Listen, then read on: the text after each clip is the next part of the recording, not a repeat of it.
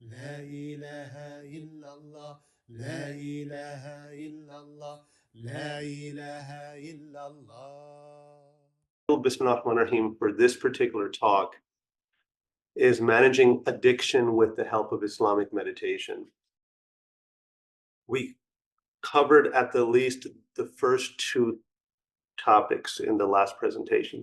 That was the question of and the definition of what addiction is. You all gave very excellent responses, and then we elaborated on that, and then we moved to what was the substance of last month's talk, which was a response to the question: can the wisdom of Islamic spirituality, of Sufism proper, and Islamic spirituality actually benefit addiction counseling and management? And from our perspective, the response or answer was an overwhelming yes. And we applied the wisdom of Sufism, and in particular, the Sufi aphorisms of Ibn Atta'illah al-Iskandari al-Shadili. And I pray that that was helpful in awakening a spiritual hope in yourselves, a kind of certainty, but also a hope, which would be what we hope that you all as counselors, inshallah, as future counselors, will be able to communicate and to transmit to anyone, Muslim or non-Muslim, who comes your way, seeking help, guidance, treatment, and management for any addiction. And I want to stress, Muslim or non-Muslim, the model that is, that is provided here, and the insights or the wisdom of Sufism and of Islamic spirituality, they are universal because they're spiritual and they go beyond the boundaries of any religious form, because they're informed by that which is universal in all of us, the substance of the human soul, the spirit, ar-ruh, in Islamic terminology. And so that wisdom can be extracted and applied to anyone as insights. As we see with the very beautiful mystical poetry of the Sufis, or of any mystic, of any tradition, it just simply speaks to the soul. It speaks to the heart of the longing of the soul for wholeness, for the divine, for source, for ultimate reality. And that's just one example of spiritual art in terms of poetry. So there's something very universal about that, and what we could call ihsani, very beautiful, in the sense of just simply spiritually beautiful, that anyone and everyone can resonate with in principle. That's the beauty of Islamic spirituality and its essential substance. It is informed by a form and has a framework, and it is because of the framework that the path of realization occurs, but its wisdom can reach anyone, and in fact invites anyone and everyone. So even the sinner, even the one stuck in vices, even the addict, even ourselves. This is very important. So the final topic here: can meditation and contemplation in general and in Islamic context help treat addiction? We introduced this possibility at the very end of the last session, and this is the topic that I hope to, inshallah, bidhnillah, cover with all of you. And so in regards to the topics for today, we will go over the various forms of Islamic meditation, in a sense, or essentially their purpose and function: self-knowledge, self-awareness, and divine awareness, and self-transformation, with the cultivation of prophetic character, akhlaq.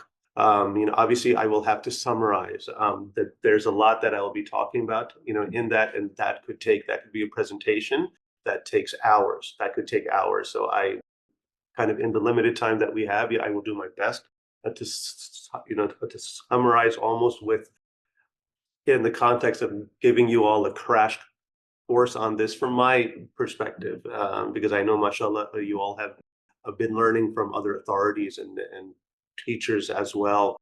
And certainly Sister Sada Moore has a lot to say about mindfulness and some spirituality in this context. So mine will be a very cursory but a non-exhaustive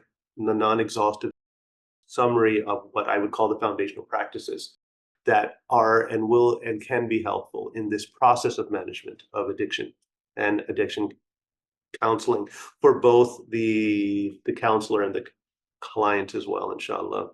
What I want to also bring to our attention is working with our thoughts and emotions that condition our addictions with the help of meditation in the forms of self-observation, intellectual cultivation, heart awakening, and what I call witnessing contemplation. All these terms have Arabic, or all these phrases have Arabic terminology, which correspond to Islamic practices. And we'll get into that. Self-observation is muhasabah.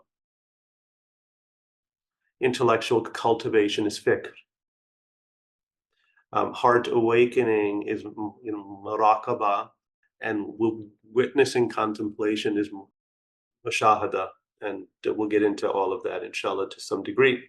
And towards the end of this talk, I'm hoping I will introduce you all to certain guided exercises that could be helpful in the context of a counselor client encounter for professionals and their clients. And I think that I'll try to stress, and I'll try to stress that the counselor would need to be somewhat experienced to some degree in practicing to some of these practices, so that they could use them in the context of a clinical encounter, which would be a beautiful matter, inshallah, if there are actual courses that certify these sort of things. I'd be happy to be a part of that, inshallah. So my intention is to try to get to this final point. I know that this is what Sister Sada has always been wanting, from me. And I will attempt my best to get there, but I wanted to set up a framework, a more specific practical framework for this possibility. And so I'm hoping that I'll be able to introduce this at the end. If you all can be patient even more to be patient for 90 minutes to give a 90-minute talk here. And I think that I am open to one more if that's a possibility for you all, inshallah, and if that works for everyone's schedule, including our own, inshallah. So that is the intention. So let's jump right in. So in terms of the foundational forms, what we can call Islamic meditation, I'd like to emphasize here that I'm using Islamic meditation as a very generic and overarching term in this context. There's four, I would say, in our context, four foundational practices in Islamic spirituality that inform or express the reality of the activity or practice, the state of being, and the deep self-knowing that we can call Islamic meditation. So those four are dhikr, number one, number two, fikr, number three, muraqabah, and number four, muhasabah. I'm giving this particular ordering for now, and I will be changing the ordering, so I may be confusing, but the reason why is the first two I wanted to emphasize here, they kind of being a methodic form of the remembrance of God, of the invocation of God, to remember God by the methodic invocation, which brings an awareness of God upon the tongue and upon the body with the intent of allowing that awareness to penetrate our being, our minds, that we reflect on what we are invoking, our breath, aligning the invocation and the meaning of the invocation with the breath to some degree. And then our heart, that we are present with that which we are remembering. And so one can see that the dhikrullah is a process, is a practice as a process that deepens the reality of the one, or the reality of the presence of the one that we are remembering into our whole entire being. And it starts outward and it becomes inward. It's a process that becomes inward and then may even continue inwardly, to beyond one's outward activity or practice of it. And that would be one of the most major goals of the dhikrullah. But one can see how the dhikr itself is the most foundational Islamic spiritual practice, because it's a spiritual practice and it's also a state of being, as well as being a very deep self-knowing. And all of this is very significant when we speak about how can we, use Islamic meditation to help manage, our sins, vices, the cycle of sinning, and especially certain, addictions that we have compulsions for.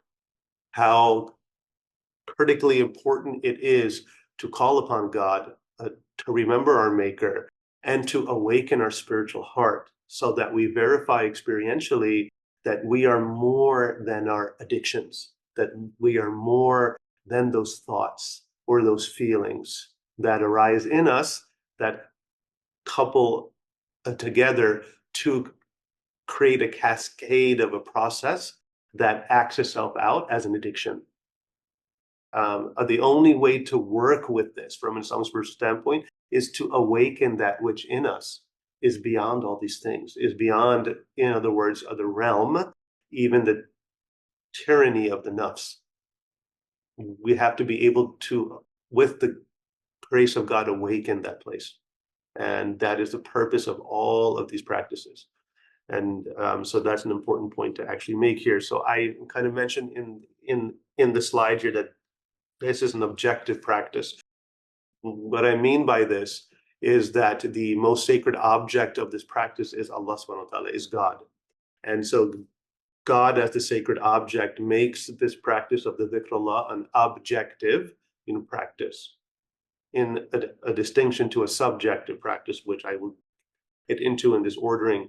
The next is a fikr, which is to contemplate the signs of God, those signs that are outside of you, in nature, in the world, in your life, more intimately, how your life unfolds so carefully and so lovingly as a means of allowing you to return back to an awareness of God and self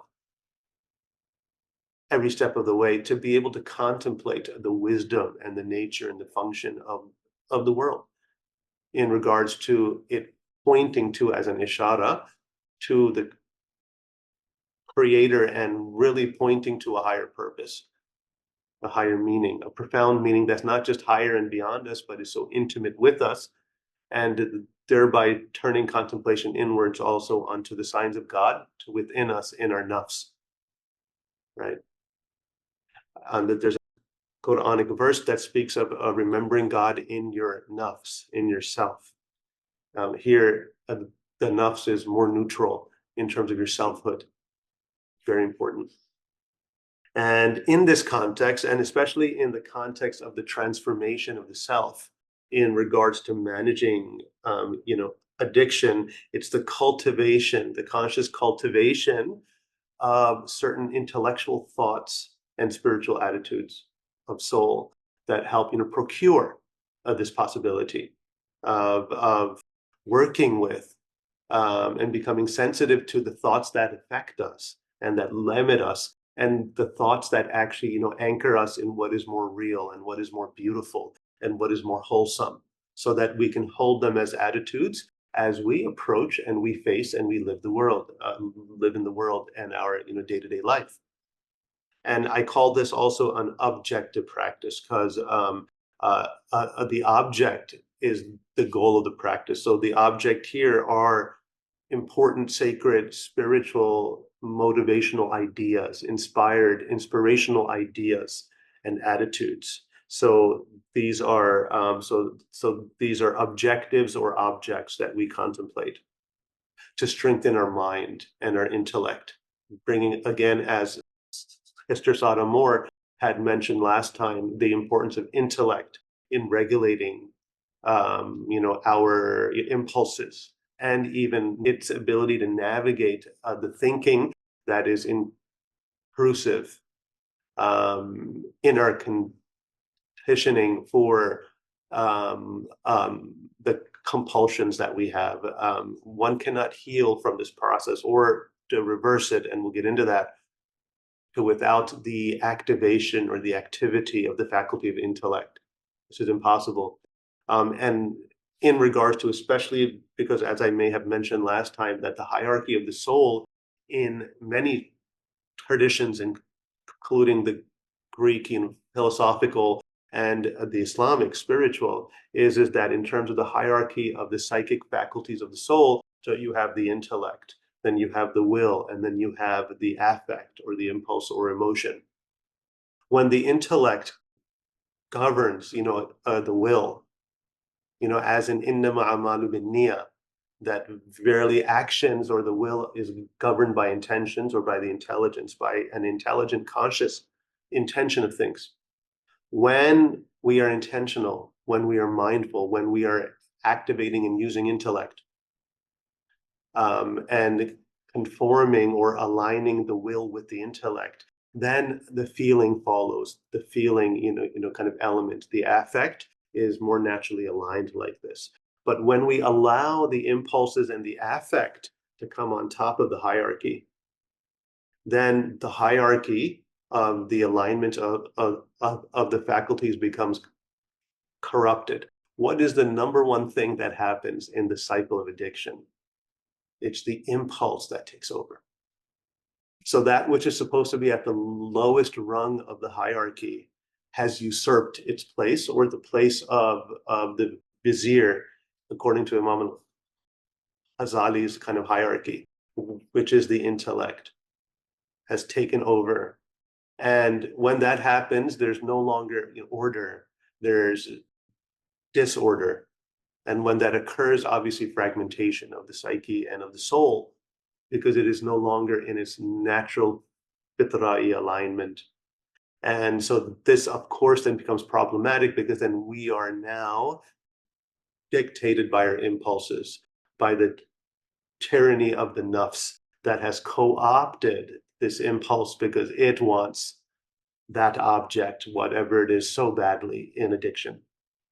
Whether it's an acting out of a sexual act, whether it's a substance, whether it's kind of seeking validation in a relationship, any kind, so whatever it is. This internally is the process of what is occurring. And the more we bring awareness here by practice, by meditation, by observation, non-judgmentally, the more we can bring back into alignment, ourselves to the natural state, to our underlying nature, to fitra, as the Quran calls it, in this alignment of the faculties of the human soul.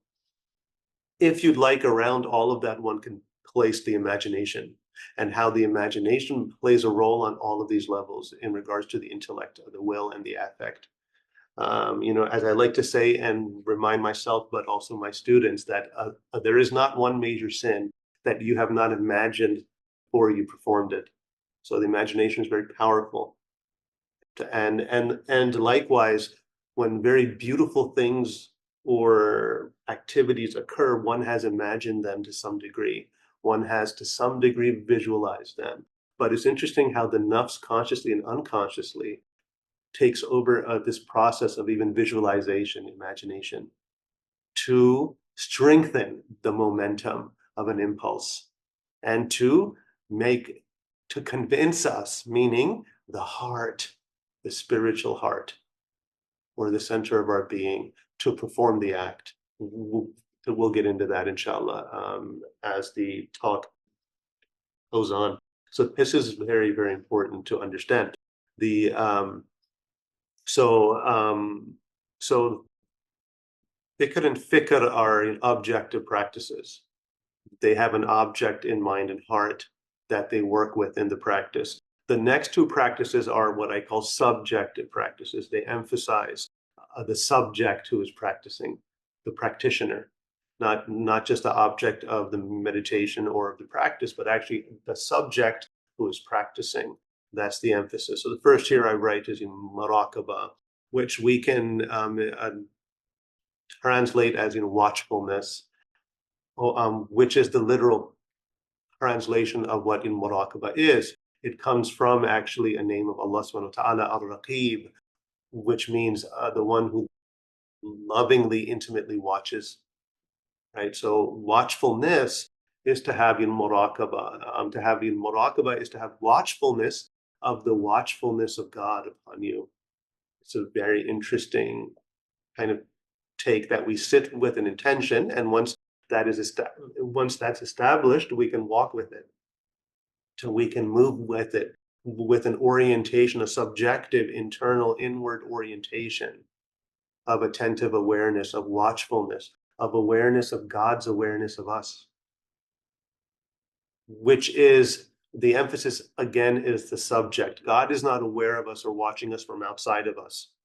The point of this practice is to become aware and feel God's awareness of you from within you, ultimately as the essential subject, that the real subject is God.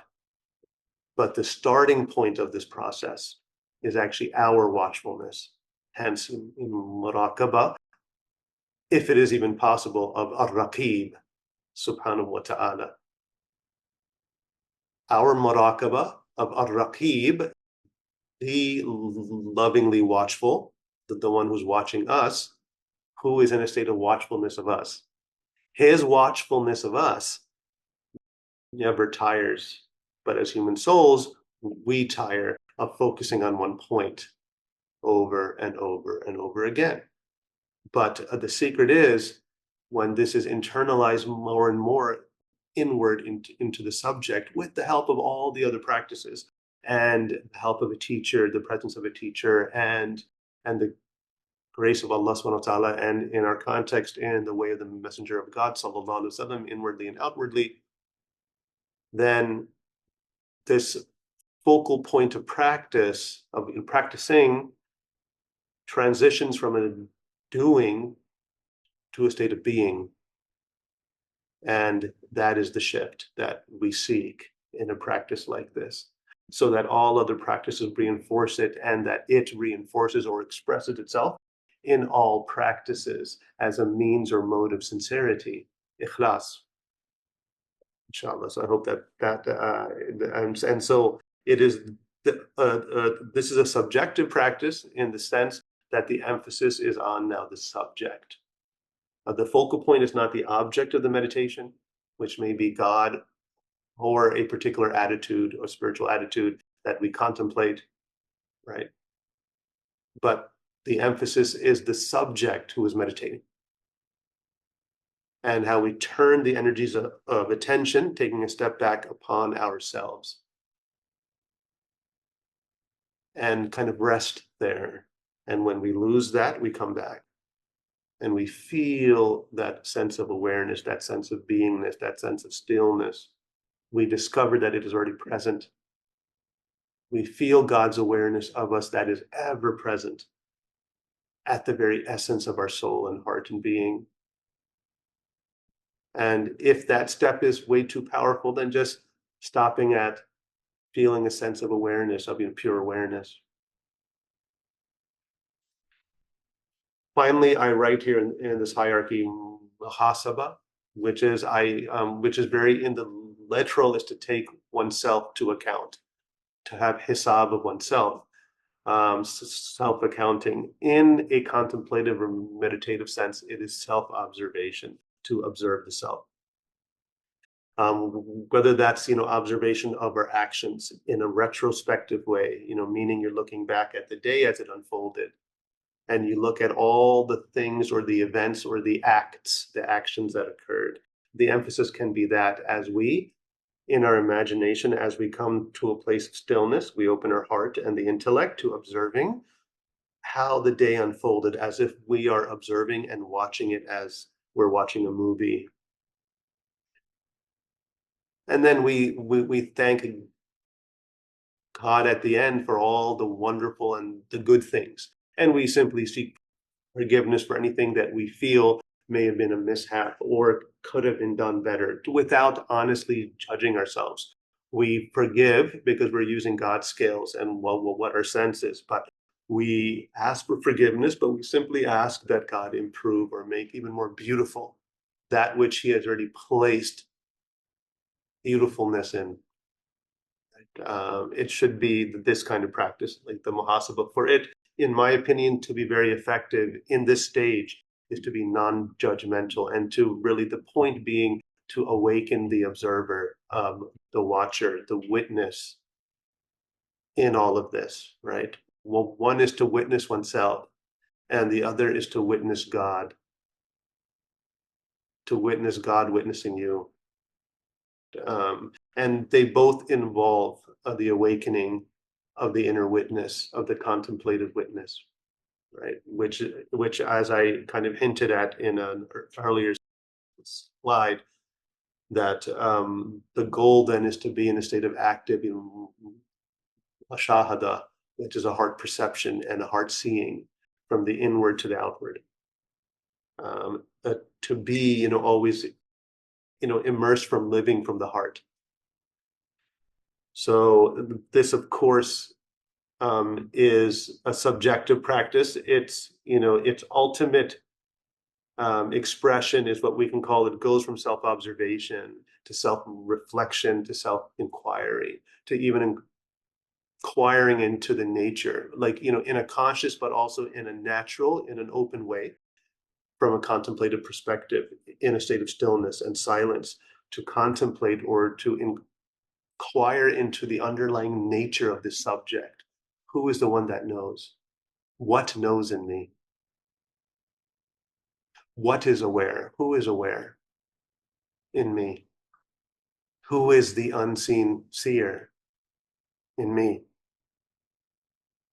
And at the root of this, in the heart space, is both you and Allah subhanahu wa ta'ala, is both of you. But eventually, as one naturally deepens in the inquiry as a way of knowledge or pure knowing, the outer knower dissolves and the pure knower remains. And that would be the height of, or the depth of realization of what some traditions call self-inquiry, or atma vichara in Sanskrit, which was a practice that was made famous by Ramana Maharshi. It's found in every spiritual religious tradition, especially Sufism, in its own way. Right?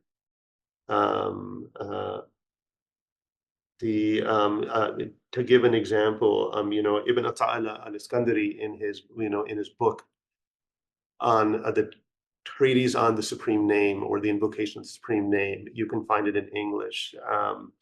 And I've read it in English. I've read some portions of it in Arabic, but to my Arabic skills I'm not a professor of Arabic or anything like that. I'm not an authority in Arabic. But in it, he speaks about, when he speaks of Ashhadu an la ilaha illallah, right? I bear witness that there is no God but God. He speaks about, and then he speaks in this context of the form of the Shahada, one of the forms that's used by God, La ilaha illa ana, there is no God but I, which is an expression that is said unto Moses, for example, in one of the verses where God is speaking directly to Moses, when he says, Inni an Allah, also states La ilaha illa ana.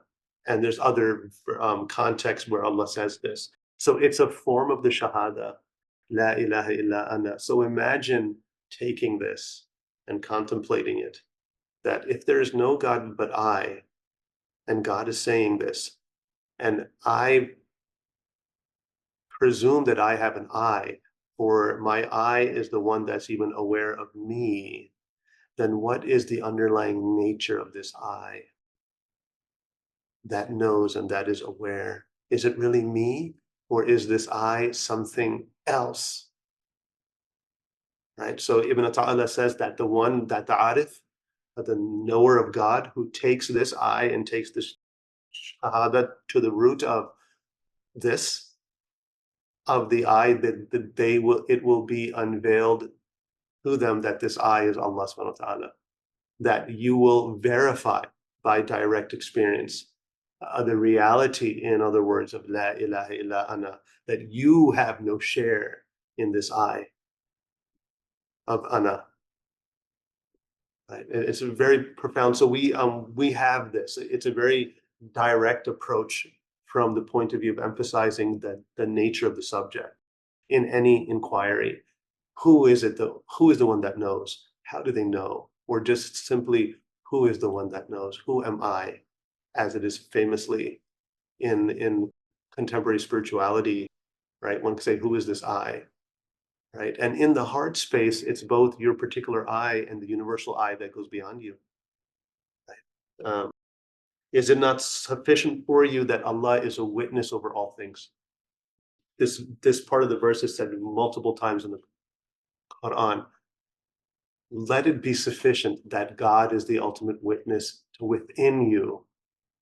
Right? If I am going to use comparative mysticism, this is the Brahman of Hindu metaphysics, right? The inner witness is the divine presence, and every tradition has this, right, in its own way. It is not me, but it is Christ in me. For example, right? Um, um, Be still and know that I am God, right? In the Psalms, right? So stillness will procure an inner knowing of the presence of being, of your beingness and its underlying nature. In other words, from a contemplative, meditative point of view. The point here only being, and I don't mean to make everything equal. Obviously, the Islamic framework has a specific approach to all of this, which wouldn't be the same approach in other frameworks or paths. And much of that is underlied by the revealed belief systems. And I respect them all, but we follow that of Islam. And so there are specific and important distinctions by courtesy that we give the divine presence that gazed upon us from within, and the heart itself, and the intellect, akal, and the nafs, and the body. So I don't mean to overlook any of this, but my only point is, as a tangent, but I thought it might be interesting, is that the height of this, that the depth of this realization is to realize, to recognize intimately, as in ma'rifah, the intimate presence of the divine within you, who is so near you, he is more near you than your own sense of your own self. When this is verified by direct experience, that is ma'rifah, that is pure ma'rifah.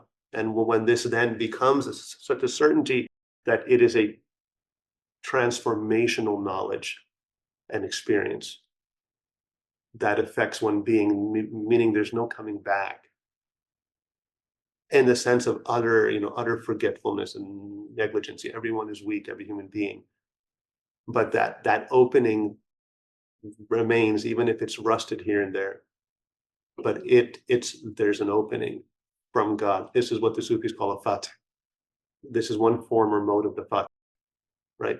To have this great opening. It's an inner opening, or it's an opening that realizes in an abiding way the nature of our inmost self, this inmost I, as God's presence in you, and what this does, how healing it is on all of the levels of our soul and being, including how we relate to our everyday to-day activities, how we relate to our thoughts, our thinking, our feelings, our attitudes, our addiction.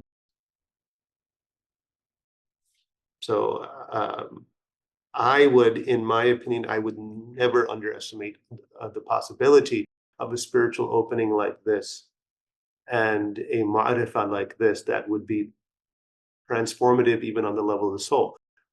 I want to say here, before we move on, that one does not have to reach that to have the transformation.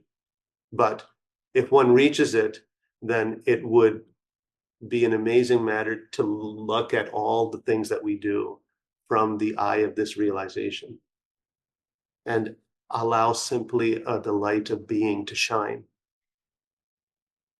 and to heal and to transform and to even to decouple, if you will, all the connections and associations that lead to and the compulsions that lead to certain habits of soul. All right. On the other end, certain habits of soul have to weaken in our practice so that we are not obstructed from such an opening, from such an awareness, and from such stabilizing in presence, if you will, in the Hudur of Allah subhanahu wa ta'ala inwardly. All right. So in terms of the inner work of meditation and for addiction counseling, of course, I just gave you an overview from objective and subjective practices, how I would order this in the process of working with either ourselves or with others. I would put in muhasaba first as a practice, that learning the art of casual and some focal self-awareness and observation of actions, then kind of moving on to tendencies, then desires, then to thoughts, and then especially to sensations, which I want to put at the end here, but it's very, in my view, it's important to integrate the element of the sensations of the body into the process of what occurs in an outing or an acting out of any addiction. So it's important to understand this. Um, when one works enough with one's actions, just becoming aware of them, you've learned how to do it.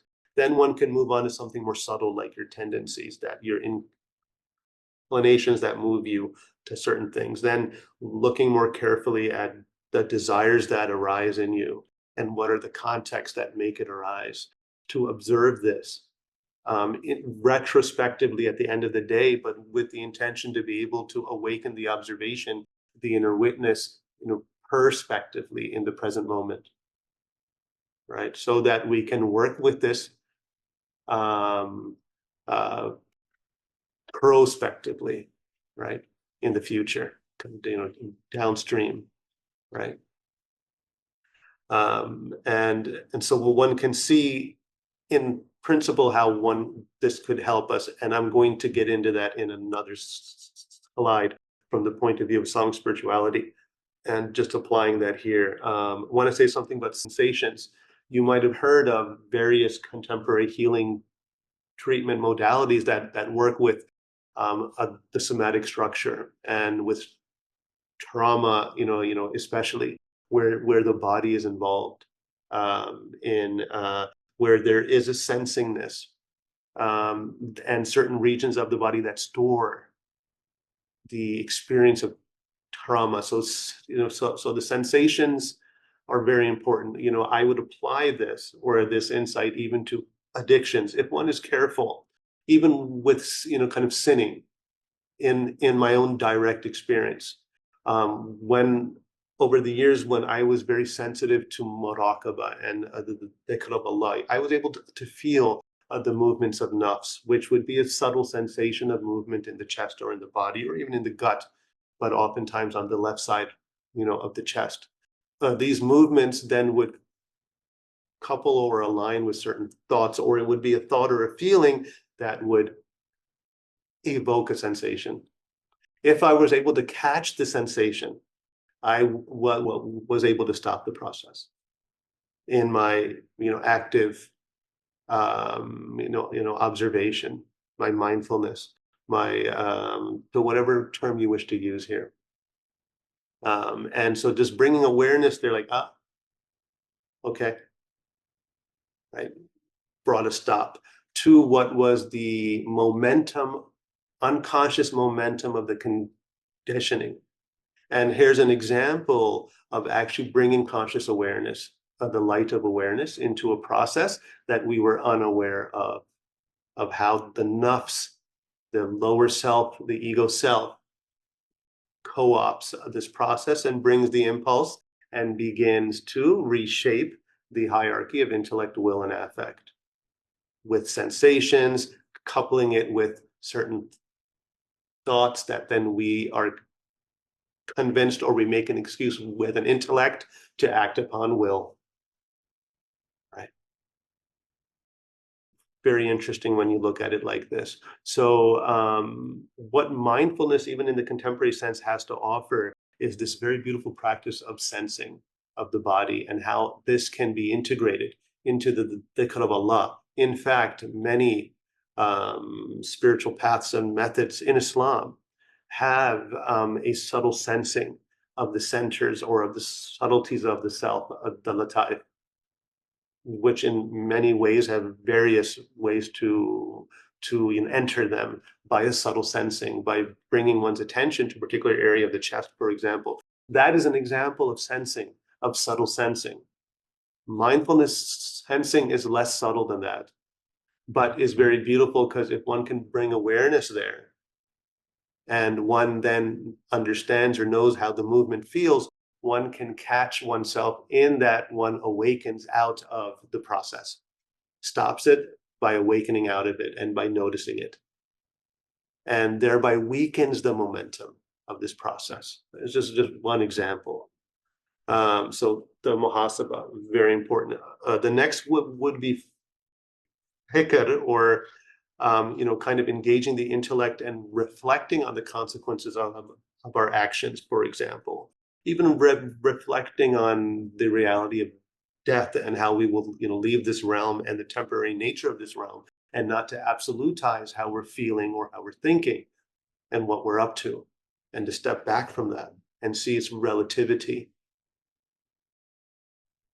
contingency, that it need not have the hold or the grip it has on us, whether it's an emotion or something that occurred, or it's a compulsion and addiction. Very, very important. And then to gain certitude in this matter enough that we can then begin working more positively with emotions and thoughts that can balance or counterbalance the process, right? So you see how an active use of contemplation of fiqh is very important in this process. We have a subjective practice, the muhasaba, and we have an objective practice here. Then I turn to muraqabah, that returning to a sense of being and healing there, trying to use this as a contemplative resource of nourishment of the soul, of the spirit, of the self, to feel our sense of beingness and even to feel God's loving awareness of us, and to heal in this matter, to awaken the heart so it can be more involved in this process of healing, to really connect the sense of being, stillness, and silence with one's essential self and presence, as well as with God's intimate awareness of us. How important that is in this process, never to be underestimated. Finally, the dhikr of Allah subhanahu wa ta'ala, the dhikr of Allah, which really truly nourishes the soul. And essentially, especially, alhamdulillah, in the Islamic framework, we have prayers and formulas and adhkar and the methods of invocation, and the contents of the invocations come directly from revelation and from the sunnah of the Prophet sallallahu alaihi wasallam. And in this context, from the inspiration of those who have followed, the awliya who have followed them, right? And all of these then become sacred affirmations and personal prayers that transmit a spiritually nourishing blessings and attitudes, even spiritual lights and meanings, by divine grace and from the beyond the veil, which of course heals in its own way and in God's time, in God's speed, as they say. And so this element can never be underestimated. And as a matter of point here, so I have an ordering here, but one should be working with all of these practices and having a teacher or a counselor who can direct the client or the individual to which practice needs to be emphasized or prioritized. Sometimes it will be the muhasaba, because there's a complete lack of self-awareness or insight.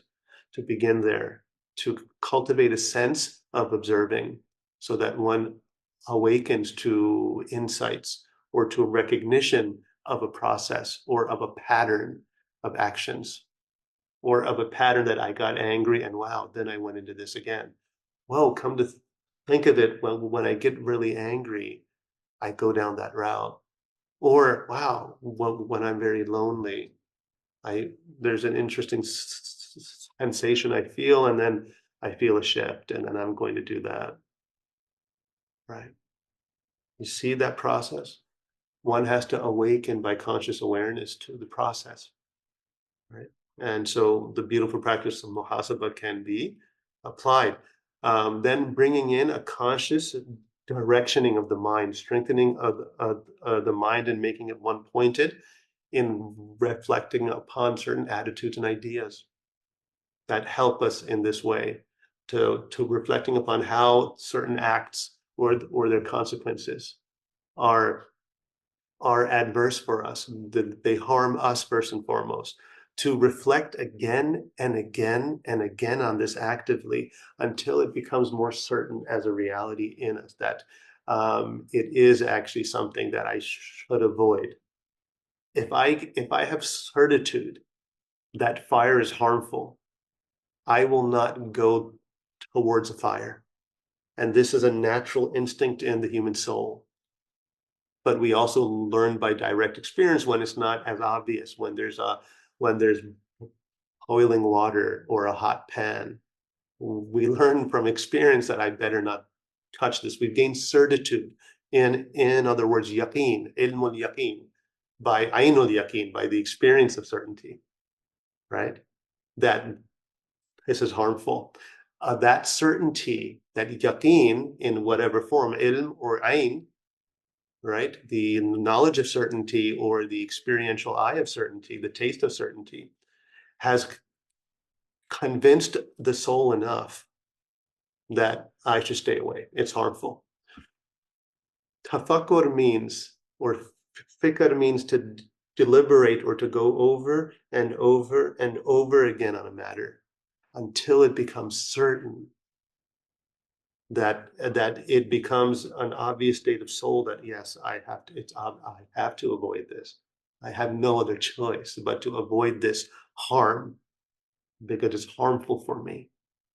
We can take out words like sinful or addiction or any other word and simply, ask and inquire, is this harmful to me or is it helpful? If it's helpful, how is it helpful? Right? And then even sift through that. Am I nourishing a want or an actual need? A subjective want or an objective need? And then we put the other, like the wants, back into harmful because excessive want is a harm, right? And this is how we can do it. And I find these terms as harmful and useful, helpful actually, not useful. That's more subtle, and the Nafs will co-opt that. Oh, that's useful, right? But harmful and helpful, right? Harmful and beneficial is probably a better, stronger term, more encompassing term. So you see how intellectual contemplation is very, very helpful. This is really where intellectual mindfulness comes into play, where we're really reflecting very deeply on an idea. This is for the early spiritual generations of Islam. The remote or the reflection on death was precisely this. One would see it around you. It's not happening your way, but to reflect on, like, that's it after that. I saw how that body looks after they die. There's no more say after that. I need to get myself straight before that happens, to develop enough certainty that that is inevitable and can happen at any moment, unexpected, meaning your death. And that this should awaken me to realizing that everything is not about my finding my pleasures here only, right? Or getting everything I want, but actually looking at the real meanings of life. That awakening then becomes certainty. So constant reflection on the contingency of this life, that it is limited, it is relative, it is temporal, it will end, right? Which then the beauty and the paradox of the human soul is that by knowing our limitation, we transcend to the unlimited. Right? This is the paradox of the human soul. We can transcend our limitations by becoming aware of them. This is the miracle of consciousness, of conscious awareness. And then finally, I then so muraqaba and the dhikrullah help us both in this essential and like the transcendent sense, but also in the particular and the personal kind of sense of nourishing. So you see how all of this goes together. Gaining certitude will be helpful to a large extent, especially if we live a life by our intellect. But if we don't, then we certainly need the help of an awakening heart that can refine intellect and to make its reflecting more real for us as it aligns with the nature of our very substance, of the open heart, of the awakened heart. Right? And so we need all of these to complement.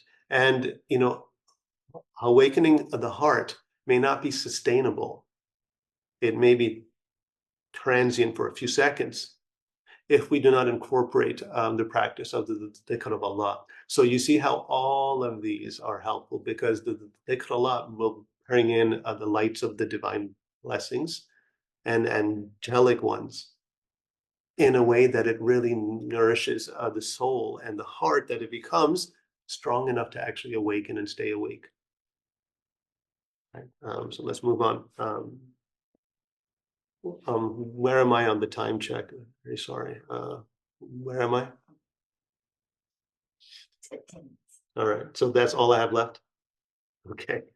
Okay. Wow. All right. Okay. Wow. Okay. I hope that has been helpful so far. So let me go over this huge slide. I'm just going to leave it up here, the levels and the stages of the nafs. To have an overview of this is important to understand how the interactions of the nafs and the aqal and the qalb work in the ruhani work, like the spiritual work, right? So you have the nafs or the ego self, you have the intellect, and then you have the spiritual heart, the center of our being.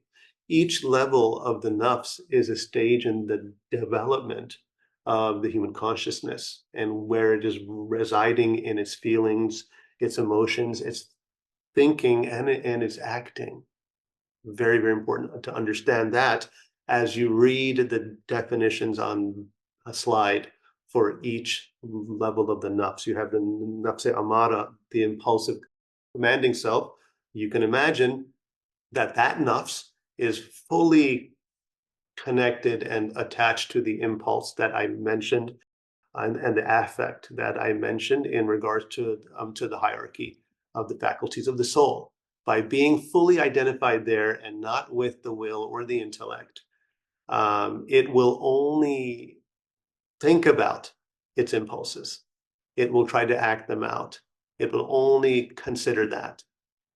Extremely intensely self-centered on pleasure or on impulse or on whatever, on kind of impulsive anger, rage, whatever it is, right?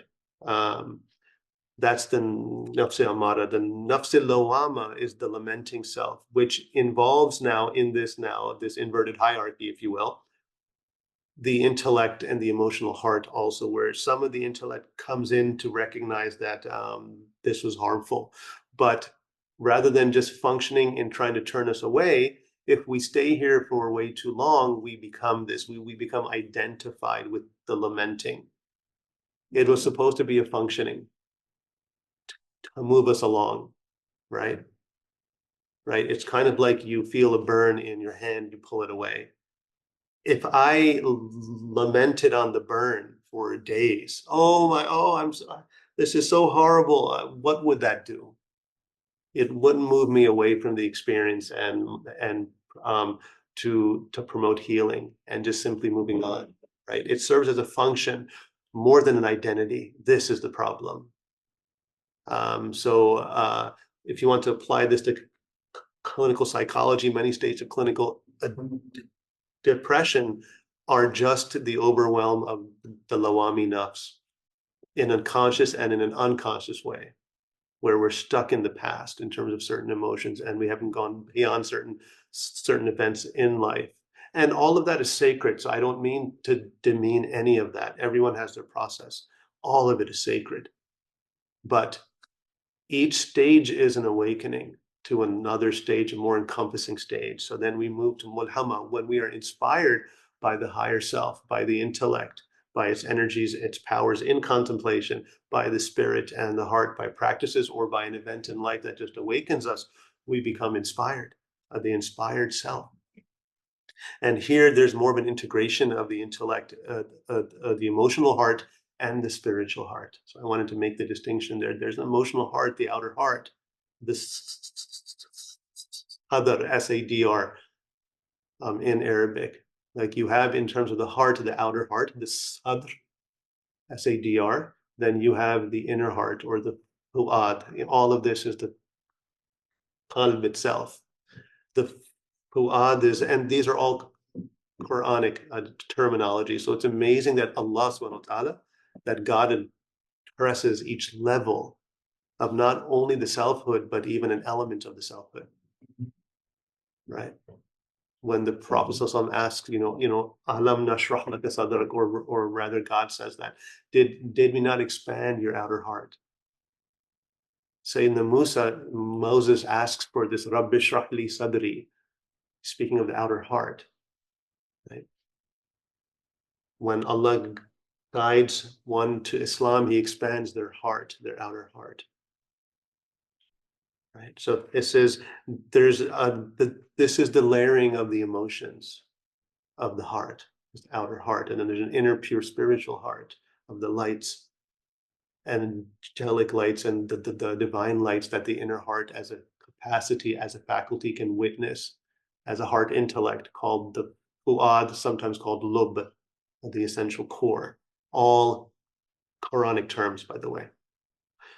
Then moving on to the nafs al-mutma'inna, we have the contented soul. The soul that I'm writing here is in balance. The nafs being in alignment with the balance of the intellect and the heart. Right? In this state, one may even touch this in their meditation, in their muraqabah, where they feel completely serene, at ease, in a state of beingness, just being fully content with that sense of beingness and allowing everything to be as it is, the station of rida, right? Nafs al-mutma'inna, right? Which we touch for a few seconds. But imagine this being a station that you're affected, but not completely injected by the world, right? Or by your life circumstances, where you remain inwardly in a state of serenity while you engage with whatever's happening in life, right? Okay, then we have nafs al-radiyah, so I mentioned, and nafs al-mardiyah, that are kind of like modulations of the nafs al-mutma'inna, but these are Quranic terms, and sometimes they're used as stages of the nafs. And a soul that is pleasing unto itself, meaning it's aware that it's reached a state of contentment, right? It's not just self-pleasing in like a negative sense, but it has this self-awareness that it is engaging even by grace in a state of utter contentment, right? And we have this ability of self-observing when we know we're on our game, and like this is it, I've been on my game, right? And we have that awareness. That's usually co-opted, and we fall back into sin, as mentioned, in the prior talk about sincerity and humility and performing an act even perfectly outwardly, but not having it accepted, not being in a state of the divine acceptance, but actually then sinning and being humbled by it and being in an internal state of humbleness and actually having that accepted by God, and so thereby being in a state of the divine acceptance. What an amazing outward difference between the two, and an amazing inward one, right? So in this regard, coming back to the nafs al-radiya, this self-awareness is usually not negative. It is limiting very subtly, but it is not negative. It's an amazing matter, and it's God's proof for yourself that you've been established in God's presence in a state of grace, etc. But to beyond that, and awakening to beyond that, is when God takes you entirely, and now you're even more pleasing to God because you've let go of even your own awareness, and it dissolves into God's awareness and God's pleasure in you. Nafs al-mardiya, right? And then we have what some call a theoretical absolute, the nafs kamila, where the soul is perfected and it has completed its journey spiritually toward God, in God, and with God. So these are very technical Sufi terminologies, which I'm going to lead to the side. If our journey towards God as a nafs that believes it's separate from the nearness of God and far from it, that nafs is in the consciousness of the nafs amara and the nafs lawama, and to some extent the nafs mulhama. When this soul reaches the divine proximity and presence by the practices, by the beautiful virtues it does, etc., and is more accepted by God, it transitions into the nafs al-mulhama and the mutmainna. Then it's a journey with, so now it's in a journey in God's presence, more consciously, more constantly, that the heart is always more awakened to this as it interacts in the world, as it goes to sleep, as it wakes up, etc. It has a sense of the divine presence, abiding. Its awareness is much more continuous always. And this kind of shapes and shifts its relations with things, its own thinking, feeling, etc. Right.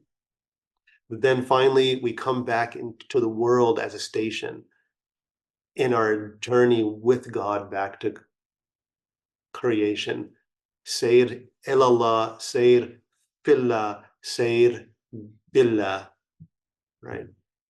In more technical philosophical terminology, in el-haq, sometimes without saying God, one says the truth. Al-haq, God as ultimate reality. So the nafs kamila is the perfected soul that has completed its journey. It's theoretical, but this station is meant for the prophets, salam, and for perhaps the highest of saints. All right. I will go through the cascade of thinking and end here in the interest of time. And for the next session, or I will then end with perhaps a guided meditation. I really want to do something. I feel bad. And so please forgive me for the time I am taking. I'm sorry, we started late and I have so much to speak about. Please forgive me. So this slide and the next ones, they outline, and we can even start with this again as a review, but I want to go over this, the types of thoughts that Islamic spirituality and even the Islamic sacred law speak of, right? That one can work with more consciously, especially when one one is practicing the various forms of meditation. One can become aware of these stages or these types of thoughts that arise. So in Islamic epistemology, the center or focal point of self-awareness and self-perception is the heart, not the mind. The mind is a reflection of this, a kind of mirror of a mirror, if you will. And so the heart, or the qalb, you could say, is the essence of mind, is the very substance of mind, if I'm going to use these terms. So at the very substance or background of mind is the heart. So the background of your conscious experience is always your heart. We can then bring attention to this background and bring it actually into the foreground. This is in many ways one of the functions of meditation. And the more we engage with this background consciously and make it into the foreground, we can affect, shift, transform our thinking. We can cultivate right or proper thoughts, proper thinking, proper feelings, which naturally begin occurring. We can also affect them consciously, but they naturally begin occurring as we stay in the heart and as we engage the world from the heart, because we begin naturally becoming sensitive to that which obstructs us from heart thinking, from heart feeling, from heart doing, from heart interacting. It becomes obvious when we're no longer there and we've been carried away by the nafs or by some kind of thinking. The more we reside in the presence of our beingness, that is the heart, and in the essence of our knowingness, that is the heart, the more we know the difference. And not only that, between the ego self and the spiritual heart, but also how the intellect is navigated by the two or is used by the two. And even more than that, the transitions or the movements that are occurring to procure either or. Right. So, with that said, in Islamic thought, and this is taken from various hadiths and Quranic verses, mainly hadiths of the Prophet ﷺ, which I will not cite here, but there's a few of them. One that comes to to my mind is that for the my ummah is forgiven for its khawatir that arise or the hajjis that arise, right? And even for the hadith and nafs to some degree. So there's hadiths like this by the Prophet ﷺ, and then there's other ones that so these can be compiled, but basically, but it's important to understand the types of thoughts, even their hierarchy, if you will, and how it relates to any action that occurs in your life, let alone, and more importantly for our purposes, a compulsion and an addiction. So I want to go over this because this is so profound, and I think that, I mean, maybe I'm wrong because I'm not out there, right? I don't think enough authorities speak about this and apply this. It's very profound, and Islam has something beautiful to offer here, actually. So the first type of thought is the hajis, which is a whim or a passing thought, right? That passes the field of the heart, right? And it doesn't cause any reaction or movement or real noticing. It's very subtle. It just comes and goes, right? So just imagine that your heart is like a radar or a satellite that is receptive to frequencies, right? It's just one that passes by. There was no real receptivity. That's hajis. It's a whim. It's a passing thought that comes and it goes. Interesting. I use the words that comes and it goes, right? Because we tend to do this in meditation practice, where you become more sensitive to what is coming and going. But when you're in your unconsciousness or your regular state, you may not be aware of the thoughts that come and go.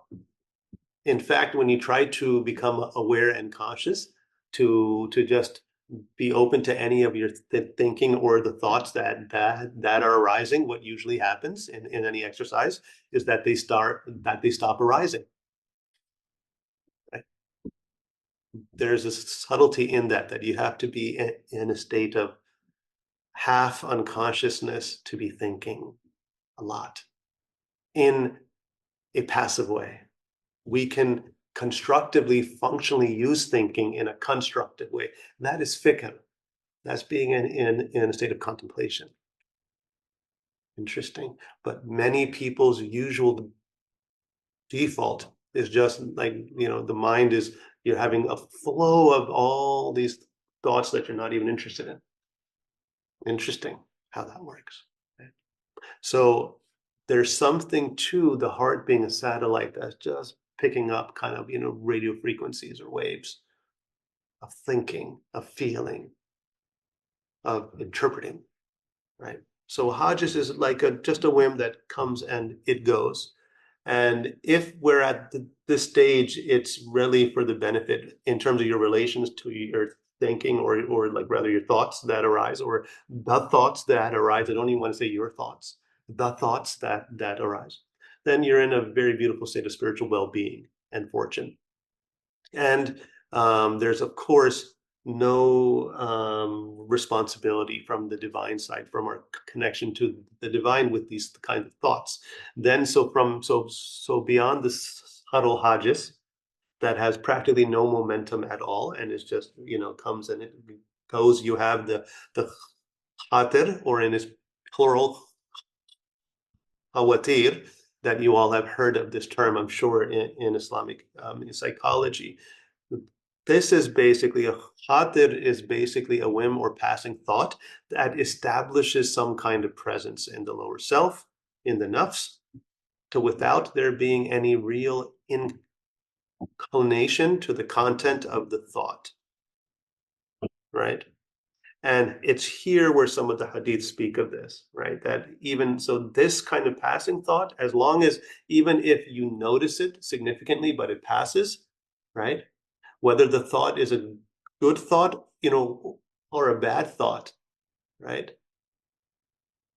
Like you see someone from afar, a homeless person on the street, and the thought arises, maybe I should give him some money, right? And then another thought arises, no, he probably abuses, substances, and probably a bad person, stuff. I'm trying to exaggerate, but these thoughts come and go. One was kind of good, one was kind of, a bad thought, because that was a judgment on someone you don't even know, right? Now these passed, as long as you let them go in the field of your awareness and heart, right, or heart, you are not responsible for God, or even those, although you can see how there was a little bit of deliberation there, and the thoughts, had some kind of interaction with you and became more alive in you, right? Then you have the hadith and nafs. At a stage that khatir has gained enough in presence in your soul, in your lower self, and in your heart, that there is now a deliberation of acting out on it, right? So, for example, yeah, you know what? Maybe I should give him some money. No, you know what? I should. This is important. I feel it now. You see how now we're having a conversation. Hadith and nafs. Hadith means the storytelling or the narrative, like the narration of the nafs, kind of like a hadith of the Prophet ﷺ, right? So hadith and nafs. Now we've engaged in internal dialogue. So the dialogue of the self, the subtle dialogue of the self. All right. There is, even here, there's no punishment, right? Now, so basically we're almost formulating it's like, now it's more, maybe I really should. Now we come to the stage of ham, where we've made the resolve, or the decision that, okay, I want to do this, right? So now I want to do this. I want to do this. And very sorry if I'm mixing some of the definitions. You can go over the slides, inshallah, in the interest of time. When the same thought that has been established enough in the lower self and in the heart is combined with a conscious inclination, a hum, towards the content of the thought, that is where it is a hum. Because now the dialogue of the self with the thoughts has engaged, now has come to a conscious inclination, like this point I was making earlier. You know what? I want to do this. You know what? I'm going to do this, right? That kind of conversation is what a hum is, or is the beginning of.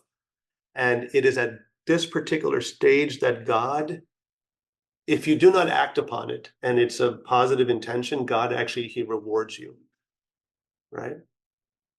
And if you struggle with it and you let it go, right, it's considered a sinful thought, but by letting it go, you're rewarded, actually. So I'm not going to get into those. This is more technical, right? Because you are only accountable for acting out of sin, right? Except for the final stage, a ham, like an azam. where there is some ikhtilaf, even in the madhabs of fiqh. So it's interesting they speak of this, but it's more relevant for the spiritual contemplative person in regards to how thinking affects our actions. But in azam, there is a firm resolve that you've not only established that you want to do this and that you're going to do this in your mind and heart. You've already done this, but it just needs to be acted out. You've already, like, that subtle shift to making a firm resolve that this is your intention. So you're going to, kind of do this, right? Even if by God's will it is totally prevented or whatever, whether it's positive or negative, right? In this particular stage, some of the fuqaha, they say that you're accountable even for your evil thoughts here, right? Like, I'm going to hurt that guy, or just like an extreme example, right? I know he's going to walk over that. I'm going to take care of him, right? Like that thought, right? So all right, I hardly have those thoughts, but I thought I would, engage in them.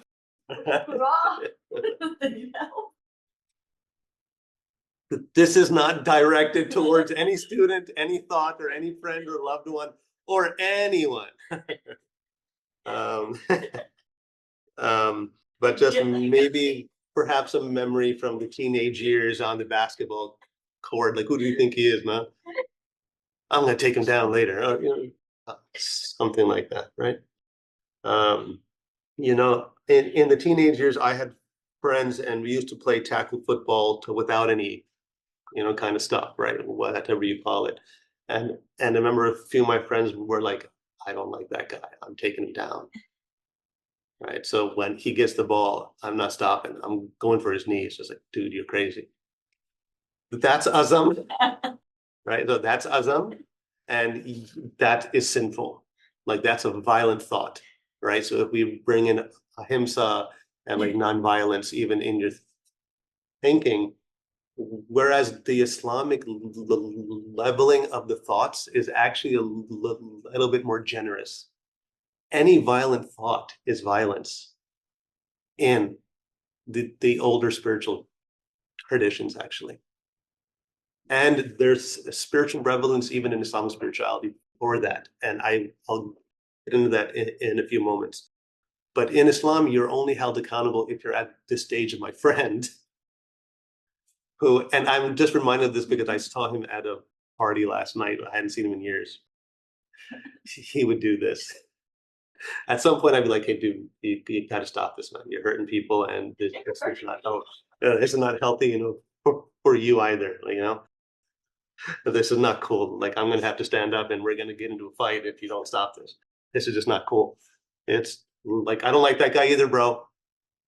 But I don't want to, if I'm going to use technical terminology or contemporary terminology, I don't want to unalive him, bro.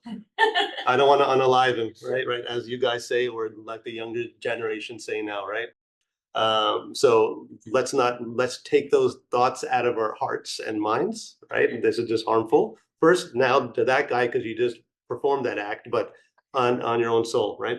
So in any case, it's only there that Allah Ta'ala, in the Islamic context, it is actually, it's against you and you're sinful, right? So, hope you understand that. Now, my point in all of this is that it is possible that all these kinds of thoughts can be observed in muhasabah.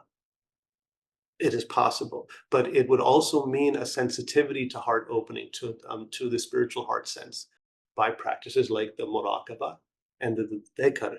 And it's also only possible when we're able to learn how to redirect these with the help of intellect. Dhikr, right? So you see how all these practices can work together. Those individuals, and especially in the Sufi path, as a side note, for those students and those murids I help, we focus on the object of the dhikrullah. Once this awakens your heart and we're heart present with ourselves and God, then very naturally any thought that arises that potentially makes us forget God, we eventually eliminate by just that process of staying with, stilling of the sense of presence with God and the remembrance of God in the heart. That's how it naturally works. But we can work on these levels, especially for a particular action that is severely obstructing us and harming our sense of well-being, which is either a vice, acting out of vice, or a severe craving of a desire, or an addiction. So you see how that can actually work. So you have the hajis, passing a very light kind of thought that has no grounding in being personal. You have the khatir, where there's more awareness of it passing, coming, and going. You have the hadith and nafs, where we're having a dialogue about that kind of thinking inside, right, to some degree.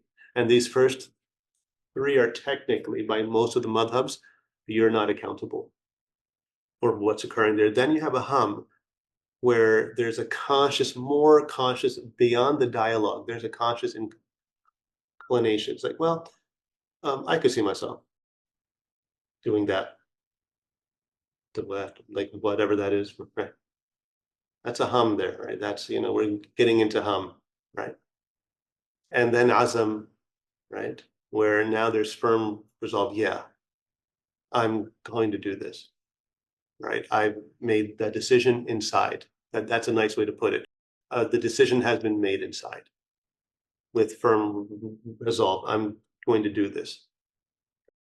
So that's the cascade. And so you can see at each stage, it's subtle, very light, to more heavy in momentum, and where you are becoming much more involved. From a certain point of view, we get lost in thinking in meditation, in silent meditation. And then when we wake out of it, we come back. The degree to which you got lost and absorbed, if you got absorbed for like, minutes, like those are hum and like, azam kind of thoughts that you've worked with in the past. You can try to observe that if you want. But the thoughts that you recognize, and a few seconds later, or maybe half a minute later, you awaken and you come back, like those are lighter thoughts. And usually it's the lighter thoughts at the beginning. Because once you get more centered and more inward, then the other thoughts that really have been kind of bothering you, or stick to your sense of identity, to begin unveiling, or attempting to simply be released from the heart center, right? I won't get into that, but I wanted just to mention that. One, how does the process of addiction fit in? I'll just kind of read this, but I think it's obvious now. The behavior, habits, and acts of the addiction, or of any tendency, they come from strong desires and thoughts, and the persistence of them until we make a decisive kind of thought about it. Once acted upon, this lays an impression upon the soul and the heart. And a seed, and beyond a seed, is created of an impression in the soul, in the heart, what we call the apar, traces of acts, even sins, even addictions, upon the substance of the heart.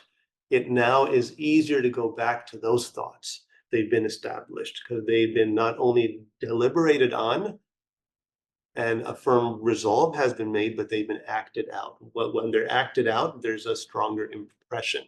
It's the rana, Quran, like that Arabic word rana, and some other words that Allah uses, the rust of the heart. So this is where the dark spots of the heart and the rusts of the heart, occurs by this kind of thinking and then this kind of acting, right? So the take home here, and we'll end here, is what if we could slow down or even stop the cascade of these kinds of thoughts and thinking and feelings, desires, cravings, compulsions that turn into habits and addictions. It is possible. It is entirely possible, and that is where Islamic meditation, many forms of meditation, but especially the complementary forms of Islamic meditation, can be very helpful in this process, both for the counselor and for the client, once the proper framework is formulated. So And I then go on, isolating these thoughts, uncoupling them, and reversing them. These cascade thoughts and feelings, even sensations that lead to an acting out, an expression, a manifestation of an addiction. Because it's not just the act that's the addiction, it is the thoughts, it is the feelings, it is the narrative, it is the story we tell ourselves, it is the sensations. All of this come together to couple each other into being an addiction and acting it out, right?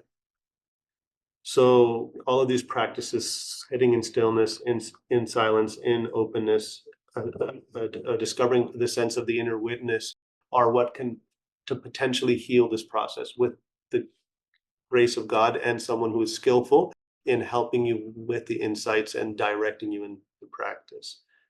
The muhasaba and muraqaba and mushahada are some of the terms I like to use. Toba, taqwa, istiqama, or taqwa, ikhlas, and sidqiyya, reverence, sincerity, and truthfulness as parts or stages of the process of what we can call a psycho-spiritual toba in this matter of returning and reversing the process of an addiction, which can take the term of being toba, a mode of toba, whose stages are toba, taqwa, istiqama, or returning unto our essential self and our healed self, or our wholesome self, or unto God.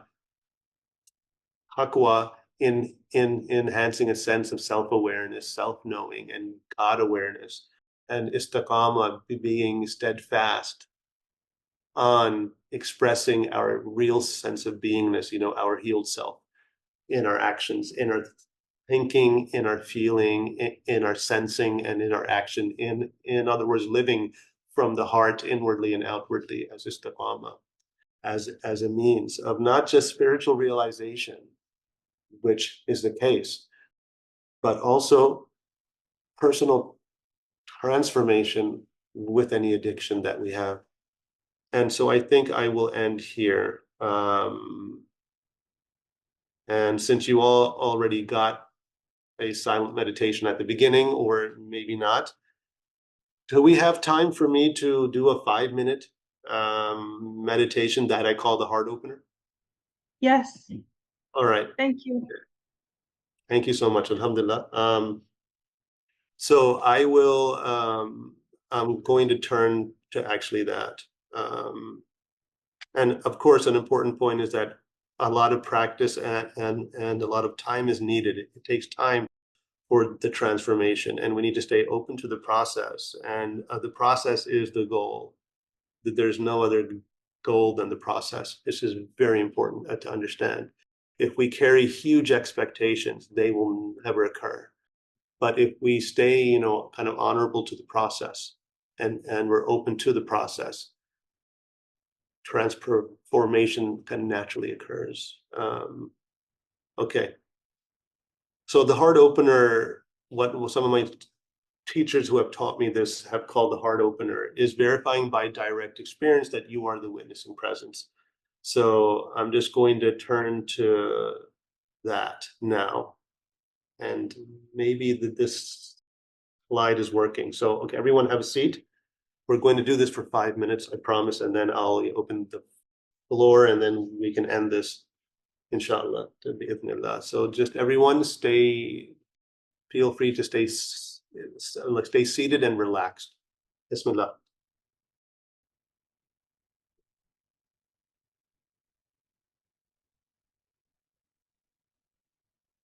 If you'd like, feel free to keep your eyes closed, or if you'd like to open them, I'd recommend to look down where you're not fully engaging your visual sensing, but it's half open and you're looking down in a relaxed way.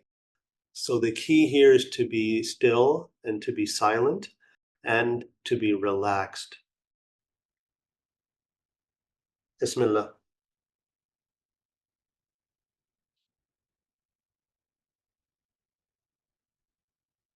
Simply relax.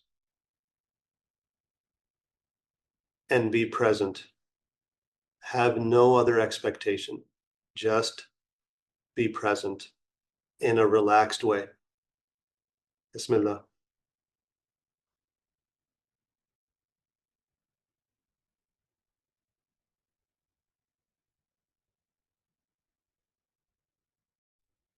Take a deep breath. Hold it. And now let it go.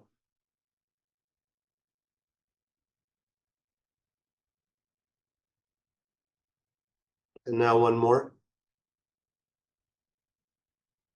Hold.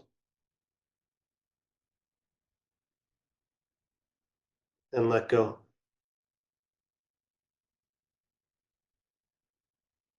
And now as you relax into that out breath, simply bring awareness to each and every breath.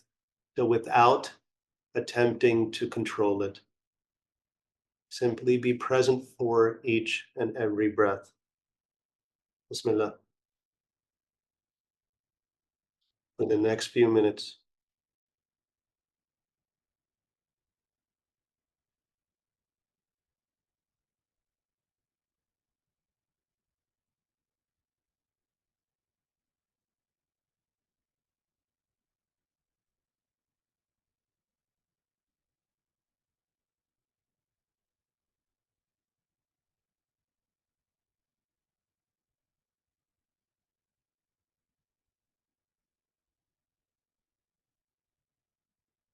Feel free to bring your awareness to the breath with the help of the sensing of the breath, whether around your nose, your forehead, your chest,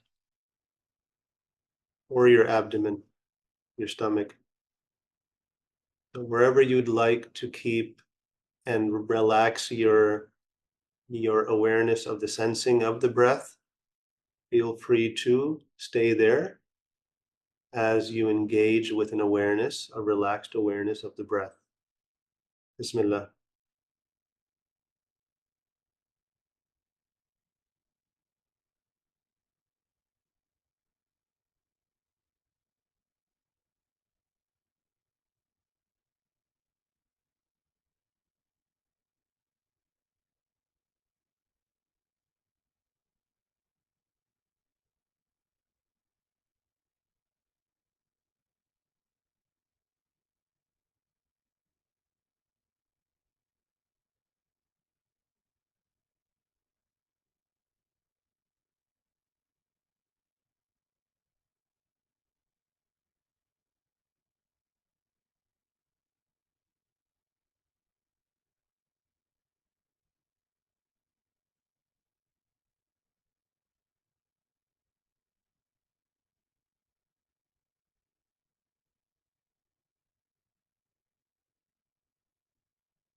There were any thoughts or feelings that you might have engaged with, that you may have been carried away by, it's perfectly all right. Simply waken out of that, wake up, and bring your awareness back to the sensing of the breath. Bismillah.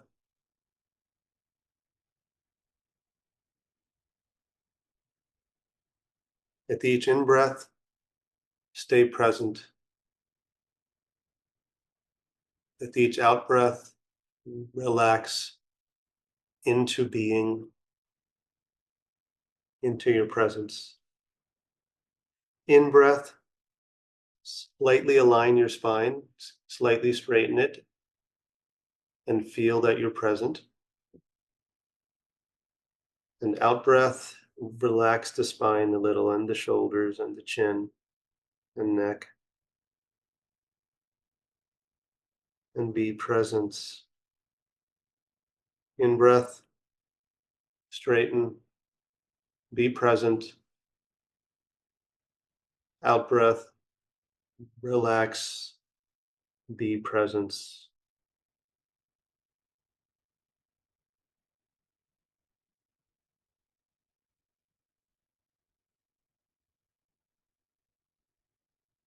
Now bring some awareness to all the sensations of your body. to all of them altogether or particular ones. As you keep some awareness on the breath, bring some awareness to the sensations on your body.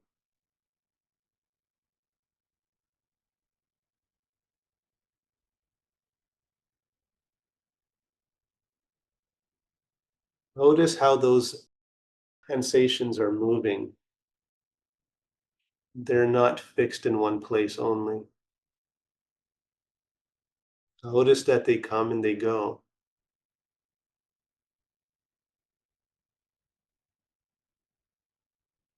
But while they come and they go, there is something that is you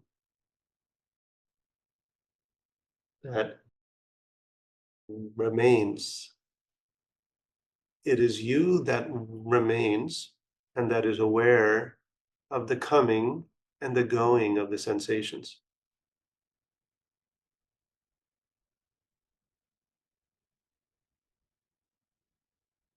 It is the same you that is aware, has awareness of the coming and the going of your thoughts or any feelings, or any other perceptions outside of you.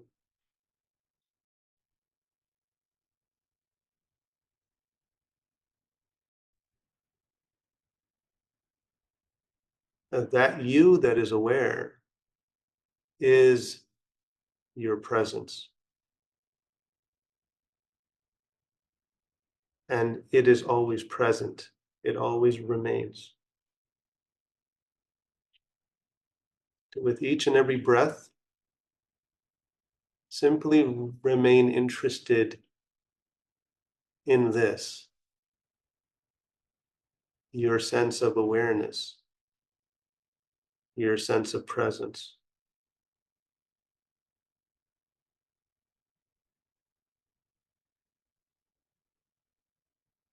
And attempt to rest in it, to relax in it.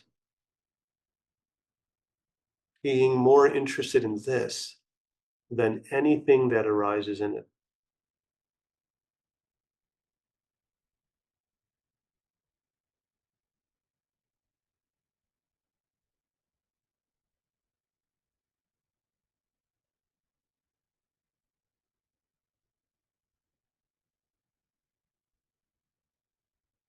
And now be aware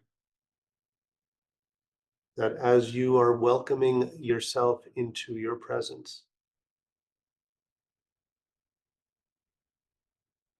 that God, that Allah is already present here and is fully aware of you as awareness, as presence. Bismillah.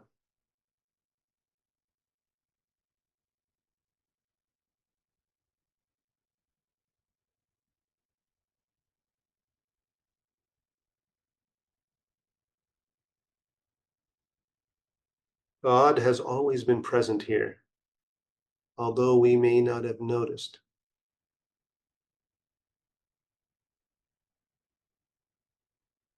Try to feel Allah's awareness of you inside. Feel His loving and intimate awareness of you from within. And rest as this presence,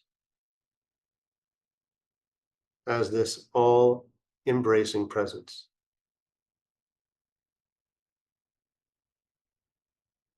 Allahu hadiri. God is present with me.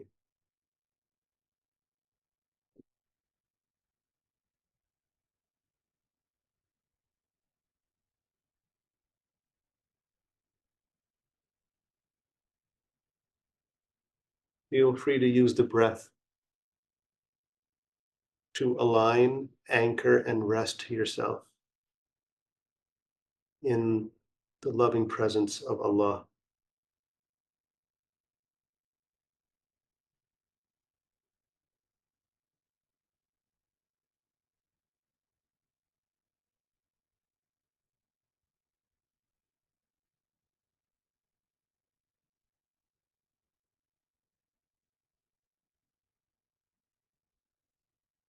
As you awaken to an intention of returning back, welcome everything in your direct experience from this ever present place that you were graced to touch and to return to.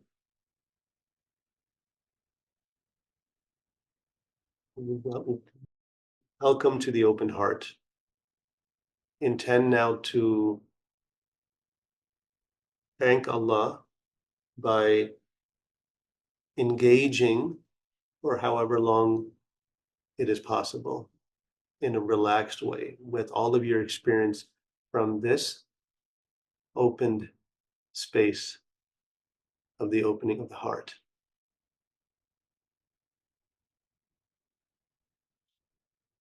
Alhamdulillah. I say the Fatiha. Bismillahir Rahmanir Rahim. Alhamdulillahi Rabbil Alameen.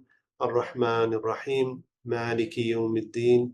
إياك نعبد وإياك نستعين اهدنا الصراط المستقيم صراط الذين أنعمت عليهم غير المغضوب عليهم ولا الضالين آمين. لا إله إلا الله لا إله إلا الله لا إله إلا الله لا إله إلا الله لا إله إلا الله لا إله إلا الله لا إله إلا الله